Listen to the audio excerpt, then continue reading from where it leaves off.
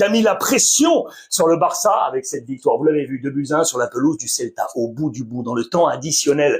Et Ernesto Valverde, le capitaine, en coup de billard pour faire que le Real s'accroche à la Liga. Et regardez le visage d'Arbeloa en conférence de presse d'après-match. C'est la une de Marca de ce matin avec le titre que je tire d'ici. Arbeloa saca el látigo. Látigo, c'est le fouet. Qui sont les victimes d'Arbeloa? Eh bien, regardez les joueurs qui seraient, mais tout ça au conditionnel, qui seraient visés par Arbeloa, qui ne les a pas nommés implicitement, bien évidemment. Regardez ces visages et je vous explique tout. Le titre de Marca est ici. Arbeloa se pone serio. Il passe en mode sérieux. Rappelez-vous, Xabi Alonso en début de saison avait une méthodologie avec un écart entre le staff et les joueurs. On ne fait pas copain-copain. Arbeloa est arrivé, il a resserré les rangs. Vous vous rappelez notamment de l'image avec Vinicius? Eh bien, depuis le match d'hier, on a réouvert cet écart et notamment visé certains joueurs. Vous allez voir et comprendre pourquoi avec notamment cette petite phrase. Ici, je vous la lis. Estoy muy feliz por la gente que ha querido venir. Littéralement,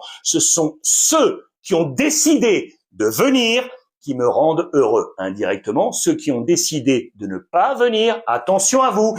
Et ils seraient là, ces joueurs. Avec le premier Mastantuono, vous le savez, qui est en train de passer à côté de sa première saison au Real Madrid, exclu lors du dernier match, donc suspendu pour ce match, et donc qui aurait lui-même, en étant exclu, décidé de ne pas venir. Vous me voyez venir.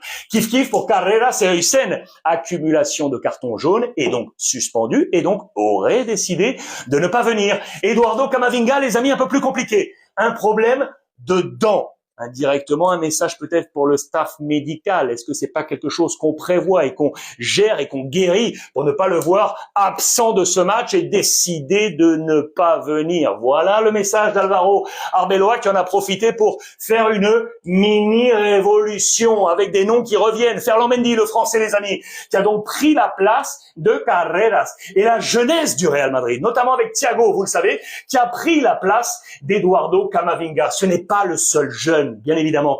Thiago, il était ici. Manuel Angel, qui va rentrer. Palacios, également, qui est là. La jeunesse du Real Madrid qui frappe à la porte, les amis. Regardez les notes dans les colonnes de Marca. Je vous rappelle que le maximal, c'est un 3. Il est là pour le MVP Aurélien Tchouaméni. Bonne note plutôt sur le plan défensif. Mais regardez l'attaque. Des 1 étoile. Pourquoi? 14 frappes côté Real Madrid. 14 frappes que 3 cadrés, 3 sur 14. Ça, ce n'est pas assez du côté du Real Madrid qui pourtant, regardez, 63% de possession, 740 passes, c'est énormissime côté Real Madrid. Et puis, je vous amène sur 2 cas. Attention à Arda Güler, attention parce qu'une nouvelle fois, il a été changé durant ce match. Il n'a pas du tout apprécié le jeune international turc. Là, il va y avoir une affaire. Et attention à Trent Alexander-Arnold et je pense au match face à Manchester City. Pourquoi?